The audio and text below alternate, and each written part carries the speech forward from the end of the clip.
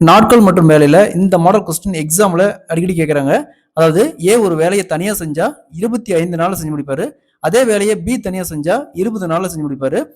ஏ வேலையை ஸ்டார்ட் பண்றாரு, 10 நாள் வேலை செய்றாரு. பிறகு பி வந்து ஜாயின் பண்றாரு. அப்ப 2 பேரும் சேர்ந்து மொத்தமா அந்த வேலையை எத்தனை நாள்ல செஞ்சு முடிப்பாங்க கேட்கறாங்க. இந்த மாடல் சம் கேட்டா ஃபர்ஸ்ட் 2க்கும் எல்சிஎம் எடுங்க. எல்சிஎம் அப்படிங்கிறது என்ன இருக்குது? 25 அடுத்தது 20. ஸோ ஃபர்ஸ்ட் 5ஆல கேன்சல் பண்ணலாம். ரெண்டுலையும் காமனா ஒரு கேன்சல் பண்ற மாதிரி வேல்யூ பாருங்க 5 இருக்குது. அப்ப 5ஆல கேன்சல் பண்ணுவோம். இங்க 5 இங்க 4. ஸோ இதுக்கு மேல எதுவும் காமனா கேன்சல் பண்ண முடியாது. அப்ப 5 × 5 25. 25 4 100. ஸோ இதுல எல்சிஎம் பார்த்தோம்னா 100. அந்த 100 அப்படியே இந்த இடத்துல போட்டுக்கலாம். இதான் எல்சிஎம். சரிங்களா? நெக்ஸ்ட் 25 எத்தனை டைம் பெருக்கினா 100 வரும்? 4 டைம். அதே மாதிரி 20 எத்தனை டைம் பெருக்கினா 100 வரும்? 5 டைம்.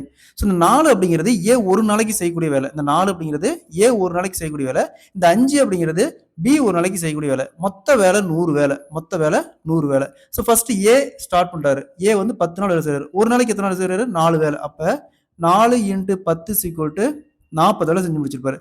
ஸோ 100 வேலையில 100 வேலை மொத்தம். அதுல 40 போச்சுன்னா மீதி என்ன இருக்கும்? 60 வேலை இருக்கும். மீதி 60 வேலை இருக்கும். இந்த 60 வேலையை 2 பேர் சேர்ந்து, அப்ப ஏ பிளஸ் பி 4 + 5 9. 2 பேர் சேர்ந்து செய்யறாங்க. அப்ப அப்படியே கேன்சல் பண்ணுமா? 6 × 54 மீதி 6/9 இருக்கும். கேன்சல் பண்ணா 6 2/3. ஸோ இவங்க 2 பேரும் சேர்ந்து 6 2/3 ரேஸ்ல முடிச்சிருப்பாங்க. ப்ரீவியஸா ஏ மட்டும் தனியா ஒரு 10 நாள் செஞ்சிருக்காரு. அப்ப இங்க ஒரு 10 ஆட் பண்ணும். அப்ப ஆட் பண்ணா 16 2/3. அப்ப 2 பேரும் சேர்ந்து மொத்தமா அந்த வேலை எத்தனை நாள் செஞ்சு முடிப்பாங்க? 16 2/3 நாட்கள் முடிப்பாங்க. Option D is the correct answer.